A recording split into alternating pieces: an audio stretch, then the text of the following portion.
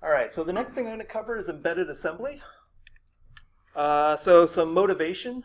Typically, you would want to embed assembly in C for performance. Also for access to special processor instructions or registers that the compiler might not generate the code for.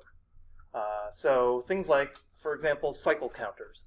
There's a special instruction that can access, there's a counter that increments on every single clock cycle in the x86 CPU.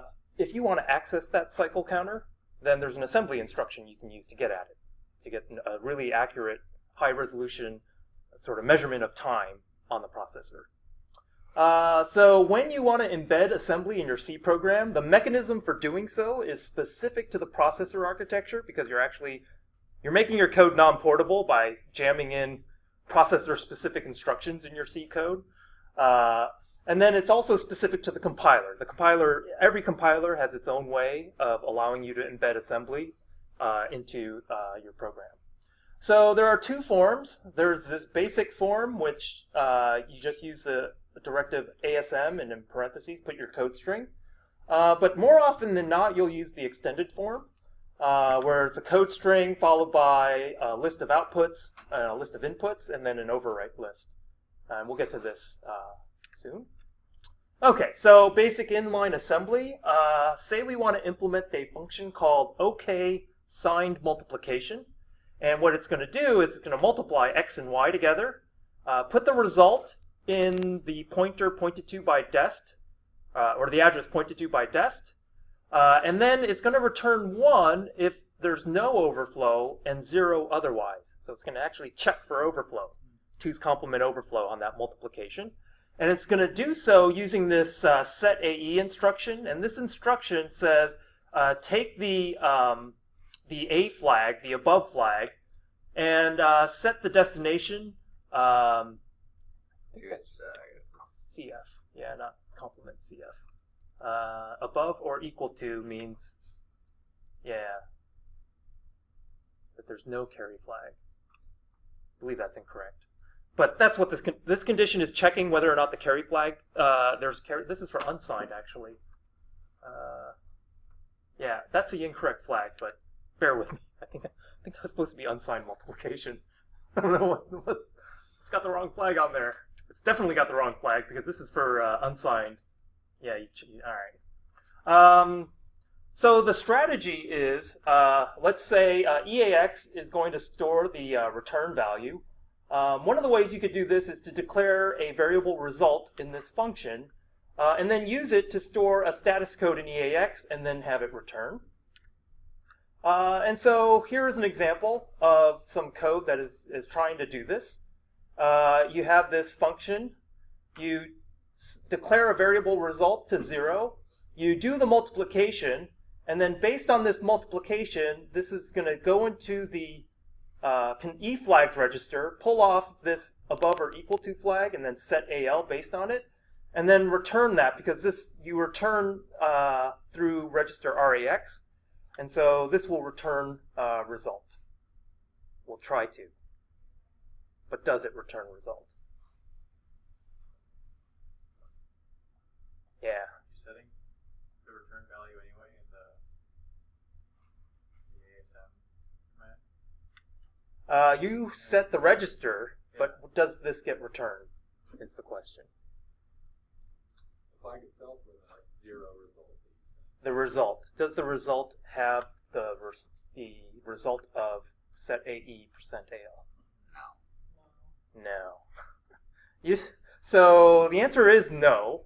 If you look at this, there's no way for the ASM to say, well, this is the return value that you should send back. Right? There's no semantic information that links this assembly code with the variable result. So if you compile this, it won't work. You want to set this result using the set AE instruction, but the compiler doesn't know that you're trying to link these two. Your intent is to return this as result, but the compiler doesn't know that. So if you do this and you compile it, you get what's here, and I will. Oh, I don't have my VM brought up. you just get 0? Yeah, you will always return 0 because that's what the program told you to do. Right? And then, so let me show you in the assembly because... I mean, if you put it into RAX, would that finish it? Would that set flag? No, because the compiler's like, wow, you really want to return 0 as a result semantically in your C code. So, let me see. So this is a 10. Nope.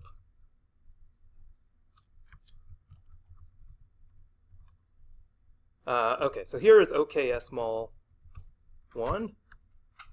So that's what we want to compile.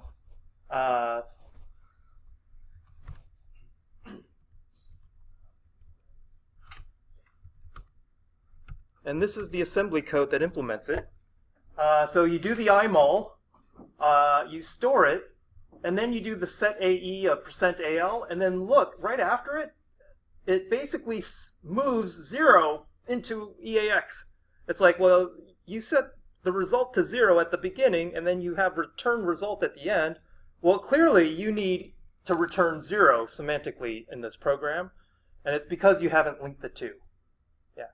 If you just deleted the return result, would that work then, the last line? No, actually. We could do this.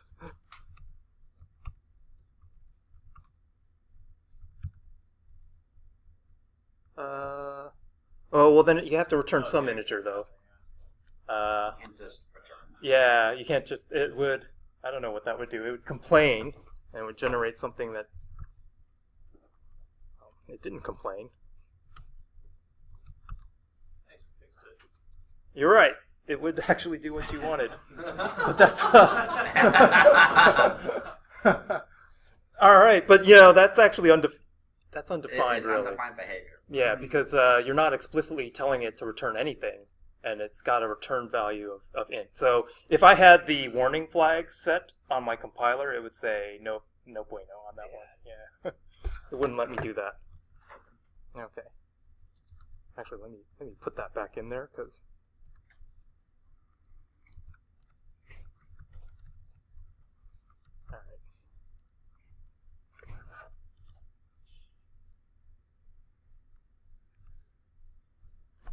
Okay, so this is why we need the extended form assembly. We need to be able to semantically link the variables in our C program into the assembly code that we're going to try and manipulate.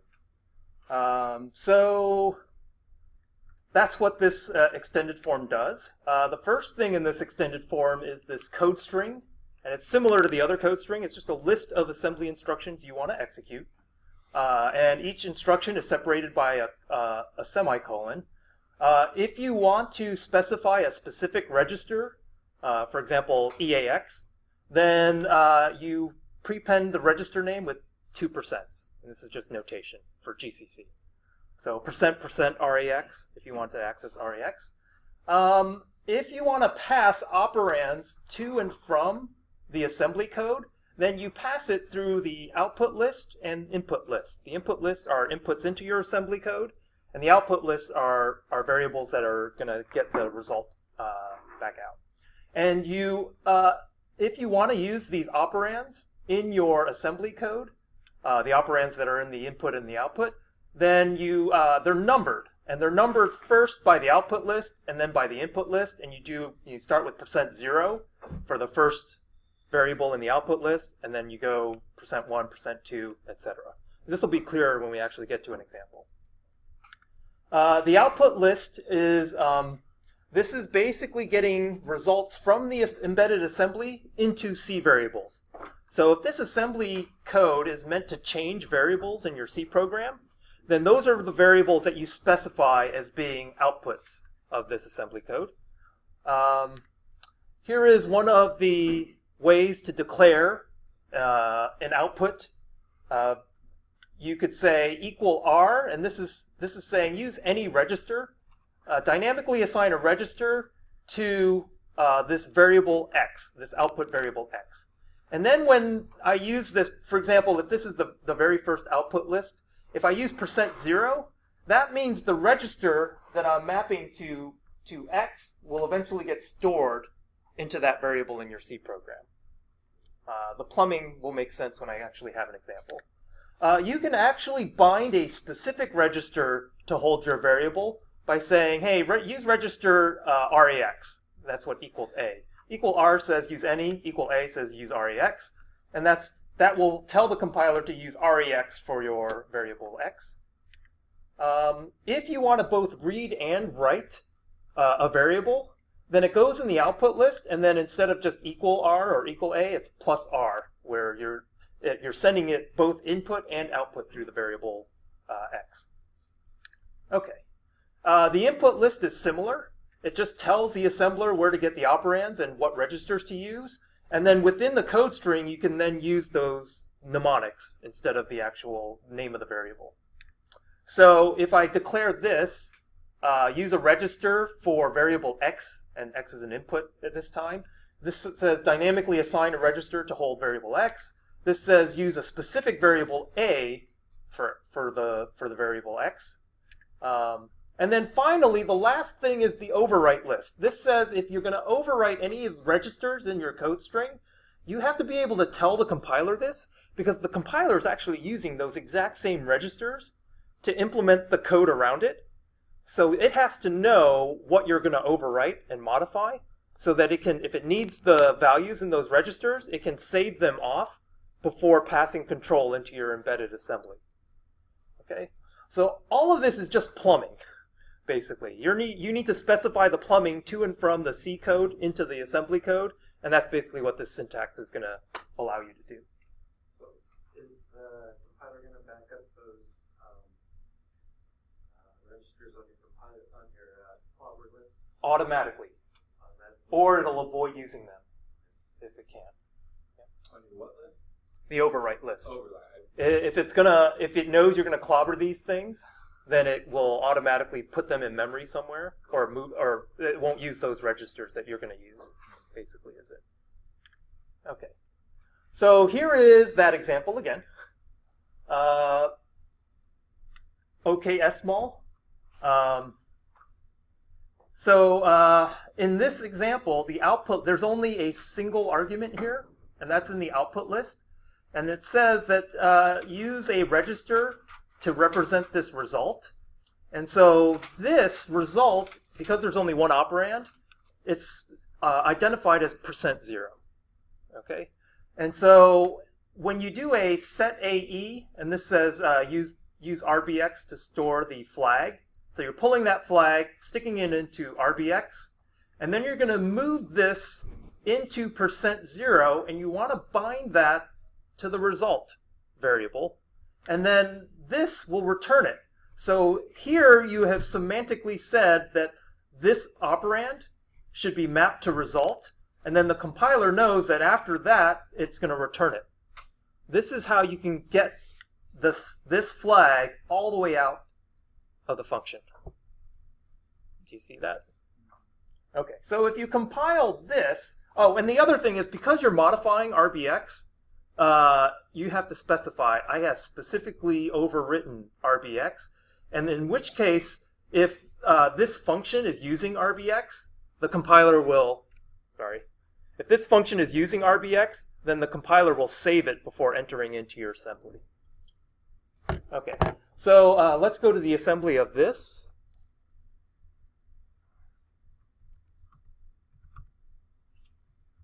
Uh, 3.s. So you see this multiplication happen. You do the set AE into BL. You move it into EAX, and then note that it's saved RBX here, and then it restored it, because RBX is a callee save register, and if you modified it, this didn't show up in the other version. Well, we weren't using RBX in the other version, but the reason why you would put that clobber in there is because now the outer function is going to save RBX and then restore it. But more importantly, this flag, which gets set here, is actually now returned properly. Okay, are there questions about the embedded assembly? We'll get to a more useful example in a second. So, what's going to be able to read the registers if you put them in your overwrite list? Yes.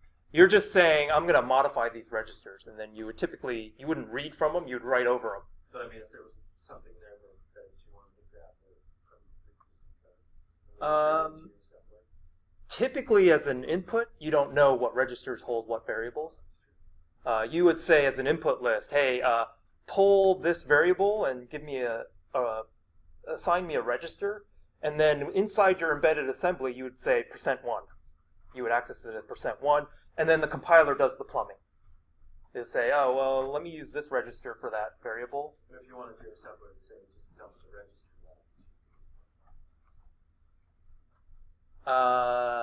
You could manually address registers on your own. Yes, that's correct.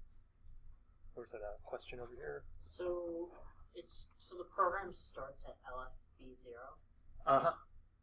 The function. So this is a function that I compiled. So it's not a full program. There's no main. Yes. So why is it? Or where is the RBX coming from at the very beginning? This is a caller save register, or callee save register. So because my embedded assembly is overwriting it, the caller, if the callee wants to change certain registers, it has to save them before using them, and that's what these. That's part of the stack frame. When we save certain registers, we don't have to save REX or RDI or RSI, but we do have to save RBX if we're going to use it. And that's what this is doing. Because you told it you were going to overwrite it, it was like, hey, the caller is expecting me not to touch RBX, so now I have to save it and restore it, which is what these two instructions are doing. Okay, we're going to get to a more useful example in a second here. So is the translation between your %1, %2, %3, is that processor specific? Like, does your compiler have to know? Does your compiler figure out what those are? Yeah, your compiler is just going to map those. That's a compiler specific thing. So here is a more complex example. And this is actually going to do the multiplication in assembly as well. You have an output list of the destination pointer, the result. Those are your two outputs. Your inputs are x and y. So this is %0, %1, %2, and %3. And then you're going to overwrite both EAX and EDX in this embedded assembly. And so what this does is move L %2, so 0, 1, 2. This moves X into EAX. And then you're going to multiply %3. So this is an accumulated multiply, and this actually will multiply Y with EAX. So the EAX is implicit here. So here is your X times Y. Oh wait, actually the EAX is explicit here. So you're taking Y and multiplying it to EAX. So that's your multiplication. Then you're going to do the move of %EAX into your result, which is star dest. You're going to store it into the pointer pointed to by result. Then you're going to set the flag in register RDX, and then you're going to move that to %1. And %1 is the result, and then you return the result, and this gets the plumbing exact. Right? It stores it in the proper place, and it sets the result, and then it returns it. And if you go to the assembly, OK, umol,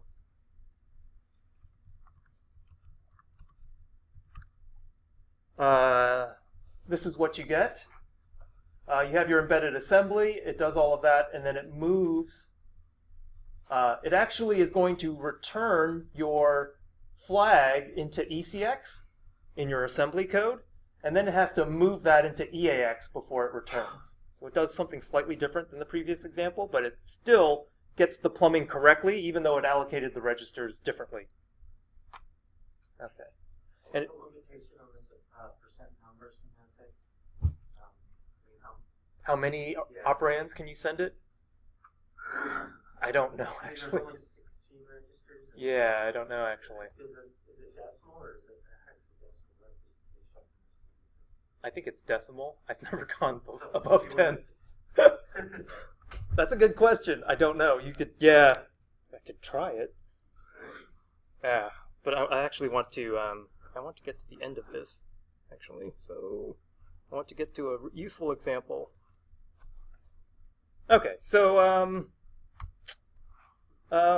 here's a practice problem. What is the output of the following code? And this is something that you might see in the final. In fact, you'll definitely see one of these kinds of problems in the final. So here is your embedded assembly. This function gets called with parameters 2 and 3. And so given this embedded assembly, what is this printf going to print? So you're going to do this assembly code, return a result, and then that's going to be printed out in this printf. What is that integer that gets printed out? So I'll give you some couple minutes on this one. It is pushing the integer 2 left by 3 positions. So this is the way the plumbing works. The way the plumbing works is this is %0, %1, %2. So move L %1 into EBX. So %1 is whatever x was passed, and x was passed the integer 2. So now EBX has 2. Move L %2 into ECX. So %2 is y. So that's 3. So now ECX has 3, EBX has 2, and then you're going to do a shift arithmetic left. %CL, well, that's the low byte here, which is 3. So you're shifting 3 positions to the left. The register EBX, which is 2. Okay, when you take 2 and you shift it left by 3 positions, what are you multiplying by? 2 to the third power, which is 8. So 8 times 2 is 16. So that now EBX has 16 in it. And you move L of that 16 into %0, and %0 is your result. You return the result, and you print 16. Okay. So, something more useful. Let's get at that read timestamp counter, right? And so this was introduced in the Pentium. And because it was introduced in the Pentium, the timestamp counter, because it was a 32-bit architecture, and they needed at least 64 bits for the cycle counter, they decided, because otherwise 4 billion rolls over pretty fast.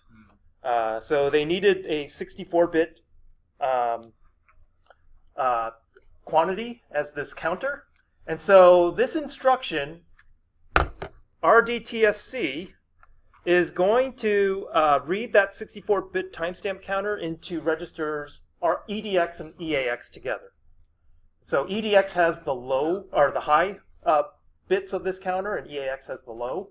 And then this is accessed via ASM. So you could actually embed this in your C code to get cycle counts. So here is a unsigned int low and high. And if you do this ASM, you say, hey, I want to use register A and assign that to the low variable.